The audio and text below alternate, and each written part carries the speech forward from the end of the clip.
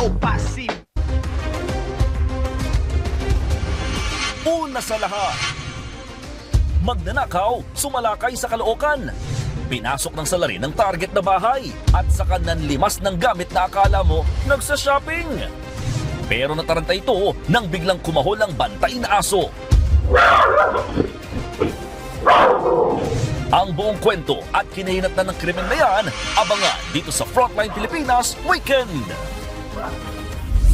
Magandang hapon, Pilipinas. Kasama ang buong puwersa ng News 5. Ito ang Frontline Pilipinas Weekend! Dahil sa biglang buhos ng ulan sa magdamag, ilang lugar sa Metro Manila, binaha. Isa na botas nga hanggang leeg ang baha dahil sa bumigay na river wall. Sa kabila ng maulan na panahon, nagkakaiwalay na insidente ng sunog, sumiklab. Ilang kumpanya ng langis nagkasundo na raw para magbigay ng diskwento sa petrolyo para sa mga PUV. Sa balitang abroad, ilang lumilikas sa baha sa Pakistan, tinangay ng rumaragas ang tubig. Pinay tennis ace Alex Ayala pinabilibang fan sa kanyang runner-up finish sa Eastbourne Open. Umakyat pa siya sa number 56 sa world rankings. At Bossing Vic Soto at Piolo Pascual pinarangalan bilang Film Actors of the Year sa 53rd Box Office Entertainment Awards.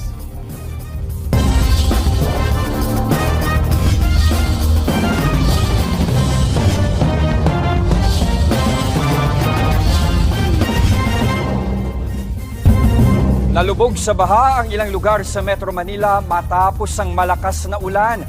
Back to you, Andre. Yan muna ang update dito sa Navotas. Mag-iingat kayo dyan, nag-uulat mula sa Navotas City. Maraming salamat, Bea de Guzman.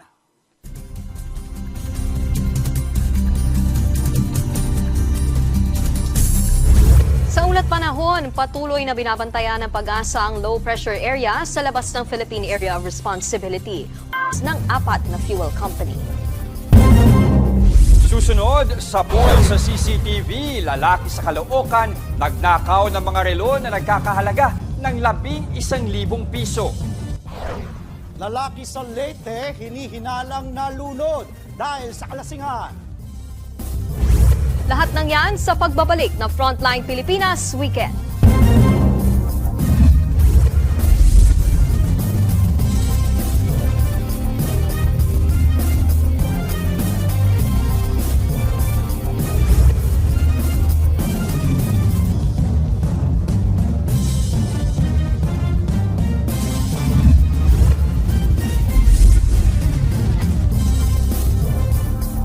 Dito lang sa TV5.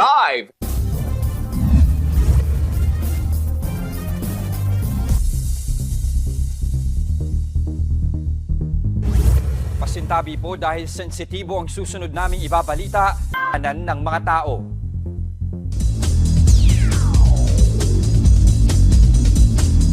Mga kapatid, one for the Her Story books, ang Cinderella Run ni Alex Ayala sa Eastbourne Open sa United Kingdom.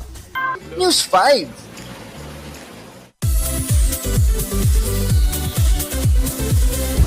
Huwagi sina Bossing Vic Soto at Piolo Pascual sa 53rd Box Office Entertainment Awards. Hey, Herbacio, sir, mabuhay po kayo. Yan ang naman. ano, Si Tatay Herbacio, kakaiba rin mabor eh.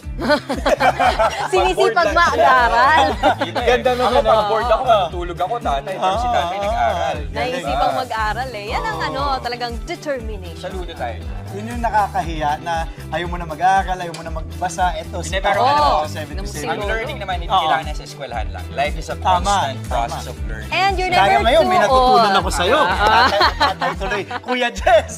Wag, Huwag naman, tatay. Delikado. At dahil po dyan, natawag ko pong tatay si Kuya Jess. Yan po ang mga impormasyong dapat ninyong malaman. Mga balita para sa may alam at may pakialam. Kami ang inyong mga kasangga sa Frontline Pilipinas Weekend.